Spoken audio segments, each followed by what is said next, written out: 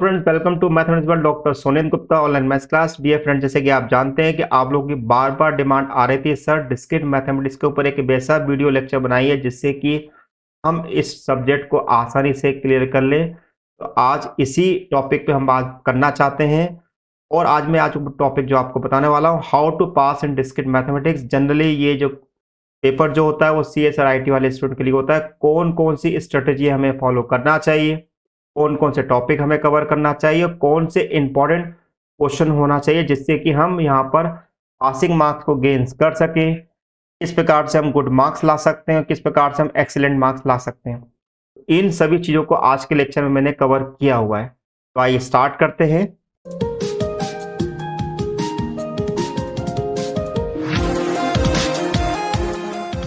सबसे पहले हम बात करते हैं आरजेपीबी पेपर स्कीम के बारे में। जैसे कि आप जानते हैं कि कोई भी पेपर जो होता है वो हमारा 100 मार्क्स को कवर करता है।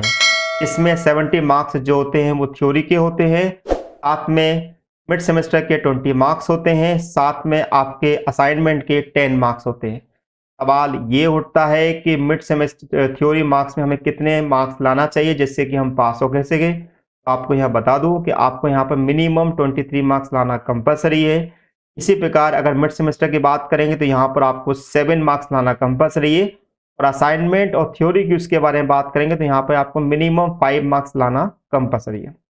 अब जैसे कि आप देख रहे हैं कि अगर मैं इन तीनों मार्क्स को अगर मैं सम करता हूं तो अगर हमें 100 में से अगर हमें डी ग्रेड मिनिमम चाहिए, ऐसी कंडीशन में आपके 35 मार्क्स आना कंपलसरी है। तो आपको 35 मार्क्स लाना चाहिए। इस पूरी स्कीम को थोड़ा ध्यान रखिएगा, उसी प्रकार से अपना प्रिपरेशन करिएगा। आइए इस चीज को समझने के लिए हमने यहाँ पर दो पेपर के एनालिसिस लिए हुए हैं। दिसंबर 2022 में जो आपका पेपर हुआ है, यानी कि 2020 में जो पेपर हुआ है, उस पेपर को हमने यहाँ पर कंसिडर किया हुआ है। यहाँ पर आप देखेंगे कि हमारे पास कुछ क्वेश्चन पूछे जाते हैं, तो हमने यहाँ पर इन क्वेश्चन को इस यूनिट से पूछे गए उसको मैंने यहाँ पर कवर किया हुआ है। जैसे कि आप क्वेश्चन नंबर 1A देखेंगे तो ये आपका यूनिट नंबर 2 से पूछा गया है। इसी का अगर बी पार्ट अगर आप देखते हैं तो वो यूनिट नंबर 1 से पूछा गया है। अगर क्वेश्चन नंबर ए का फर्स्ट पार्ट देखेंगे तो ये आपका यूनिट नंबर 4 से पूछा गया है। इसी का बी पार्ट जो है यूनिट नंबर 1 से पूछा गया है।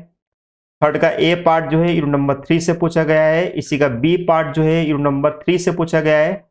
फोर्थ का ए पार्ट जो है यूनिट नंबर 4 से पूछा गया है। और अगर हम देखें यहाँ पर इसी का बी पार्ट तो क्वेश्चन नंबर बी जो है वो यूनिट नंबर 4 से पूछा गया है।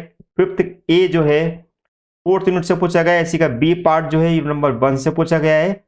सिक्स का ए पार्ट जो है यूनिट नंबर 4 से पूछा गया है। और सिक्स का बी पार्ट जो है यूनिट नंबर 3 से पूछा गया है।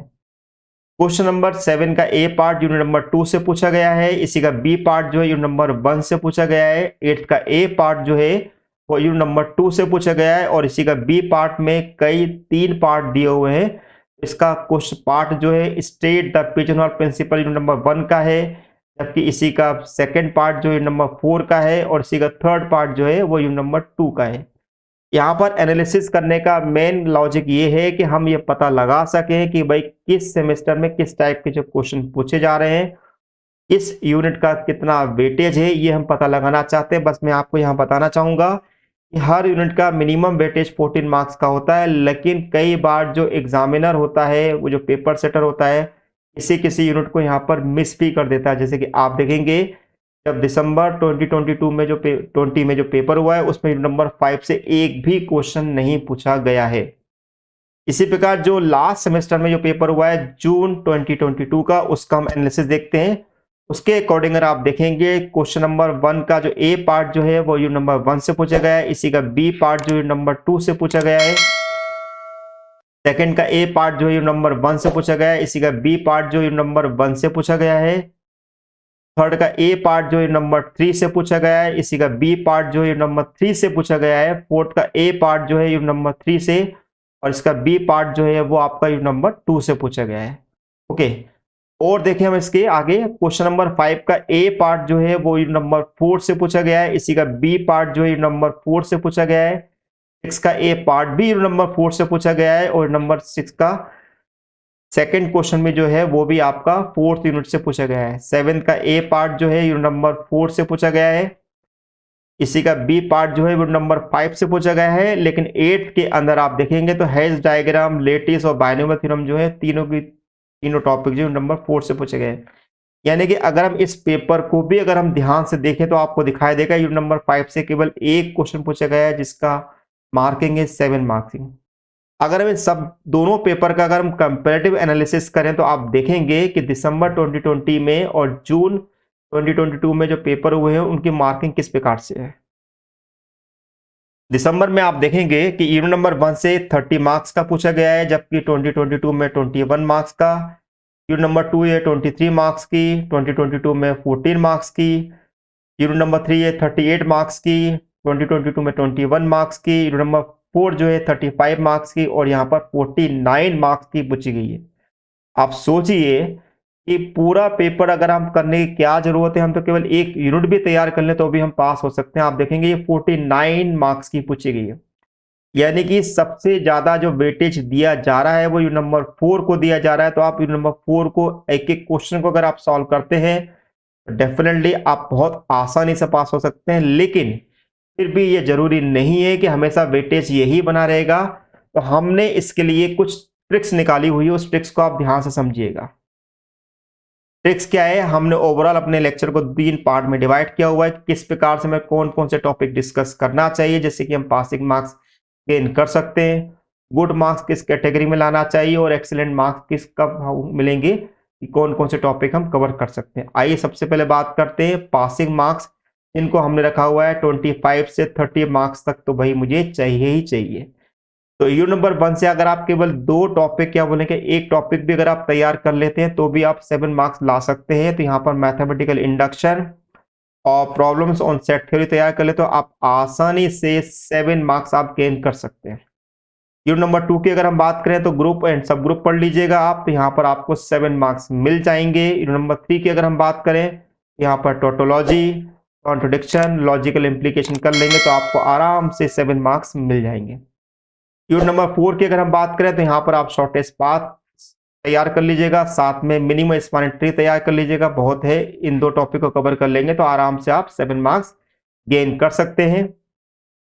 यूनिट नंबर 5 की अगर हम बात करते हैं तो रिकरेंशियलाइजेशन तैयार कर लीजिएगा और साथ में डिस्क्रीट न्यूमेरिक फंक्शन। अगर इतने टॉपिक अगर आप तैयार कर लेते हैं तो डेफिनेटली आपको 25 से 30 मार्क्स 35 तक मार्क्स गेन कर सकते हैं। अब हम बात करते हैं गुड मार्क्स की। गुड मार्क्स की हमने जो कैटेगरी रखी है वो 35 से 50 मार्क्स के बीच में रखी हुई है। इनमें से आप मार्क्स ला सकते हैं, कौन कौन से टॉपिक हमें कवर करना चाहिए जिससे कि हम इतने मार्क्स गेन कर सकें। तो यूनिट नंबर 1 की अगर हम बात करेंगे तो यहाँ पर अगर आप मैथमेटिकल इंडक्शन और सेट ऑपरेशन प्रॉब्लम सॉल्व कर लेते हैं तो आराम से आप 7 मार्क्स गेन कर लेंगे। यूनिट नंबर 2 की अगर हम बात करें तो यहाँ पे आपको 3 टॉपिक तैयार करने हैं, ग्रुप, सब group, coset and Lagrange theorem, ring and field. In 3 topic अगर आप तैयार कर लेते हो तो आराम से आप 7 से 14 मार्क्स तक गेन कर सकते हैं। यूनिट नंबर 3 की अगर हम बात करेंगे तो यहाँ पर कुछ टॉपिक हैं, tautology, contradiction, logical implication, predicates and normal forms. अगर आप ये इतने टॉपिक तैयार कर लेते हैं आराम से आप 7 से 14 मार्क्स गेन कर सकते हैं। यूनिट नंबर 3 की अगर हम बात करें 4 की तो shortest path, minimum spanning tree, कुछ important definition, Euler graph, isomorphic graph, colouring, path और साइकिल अगर आप तैयार कर लेते हैं तो आराम से आप 7 से 14 मार्क्स तक गेन कर सकते हैं। यूनिट नंबर 5 की अगर हम बात करेंगे recurrence relation, discrete numeric function और जनरेटिंग फंक्शन तैयार कर लेंगे, आप यहां पर आसानी से 7 से 14 मार्क्स ला सकते हैं। ठीक है, वीडियो को स्किप मत करिएगा क्योंकि अब हम बात करने जा रहे हैं कि आप हाईएस्ट मार्क्स कैसे गेन कर सकते हैं, जिसको हमने रखा हुआ है एक्सीलेंट मार्क्स की कैटेगरी में। यानी कि आप यहां पर 50 से लेके 70 मार्क्स तक गेन कर सकते हैं अगर आप इन टॉपिक्स को अगर आप अच्छे से तैयार कर लेते हैं। यूनिट नंबर 1 की अगर हम बात करेंगे तो यहाँ पे 3 टॉपिक्स आपके हैं, mathematical induction, partial order relation and operation on sets. ठीक है, 7 से 14 मार्क्स ला सकते हैं। यूनिट नंबर 2 की अगर बात करते हैं तो ग्रुप, सब ग्रुप, कॉसेट, रिंग और होमोमॉर्फिज्म, आइसोमॉर्फिज्म, आप आराम से 7 से 14 मार्क्स ला सकते हैं। यूनिट नंबर 3 की अगर हम बात करते हैं तो tautology, predicates, universal and existential quantifier, logical equivalence etcetera तैयार कर लेते हैं, 7 से 14 मार्क्स ला सकते हैं। यूनिट नंबर 4 की अगर हम बात करेंगे तो यहाँ पर आपके टॉपिक्स होंगे shortest path, minimum spanning tree, Euler graph, isomorphic graph, colouring, path, cycle, hash diagram, latest, bounded और कॉम्प्लीमेंट्री लेटेस्ट। और यूनिट तो आप 7 से 14 मार्क्स ला सकते हो। और यूनिट नंबर 5 की अगर हम बात करते हैं तो रिकरेंस रिलेशन और डिस्क्रीट न्यूमेरिक फंक्शन और जेनेरिक फंक्शन। अगर आपको इन टॉपिक्स से रिलेटेड किसी भी वीडियो को अगर आप देखना चाहते हैं तो मेरे यूट्यूब चैनल पर जाइएगा, वहां पर आप प्लेलिस्ट में मूव करिएगा, डिस्क्रीट मैथमेटिक्स सर्च करिएगा, वहां पर आपको ये सारे टॉपिक बहुत आसानी से समझाए गए हैं। आप आराम से ये टॉपिक वहां पर कवर कर सकते हैं। साथ ही अगर आप मुझसे किसी भी प्रकार का कोई क्वेश्चन पूछना चाहते हैं तो आप लेक्चर के कमेंट बॉक्स में पूछ सकते हैं। साथ में अगर आप मेरे टेलीग्राम ग्रुप से जुड़ना चाहते हैं तो सर्च करिएगा टेलीग्राम ग्रुप में maths by doctor Sonal Gupta, या आप लेक्चर के डिस्क्रिप्शन बॉक्स में जाएंगे तो वहां पर भी आपको इनविटेशन लिंक मिल जाएगी। तो अब ऐसी कौन सी बोनस टिप्स है जिससे कि आपको वो क्वेश्चन सॉल्व करने में आसानी होगी, तो वही बोनस टिप्स ये है कि आप विजिट करिए मेरे www.sonendragupta.blogspot.com पर। यहाँ पर मैंने अपलोड किए हैं बहुत इंपॉर्टेंट क्वेश्चन जो पॉसिबल हो सकते हैं आपके डिस्क्रीट मैथमेटिक्स में। दिसंबर 2022 में जो पेपर आ रहा है, यानी कि जनवरी में जो पेपर आएगा, उसमें वो क्वेश्चन पूछे जाने की संभावना है। उसको आप उन क्वेश्चनों को आप सॉल्व कर लीजिएगा जिससे कि आप आसानी से बहुत अच्छे मार्क्स ला सकते हैं। बस इतना ही कहना है। Good luck and all the best. Thank you so much. Thank you for watching my channel doctor Sonendra.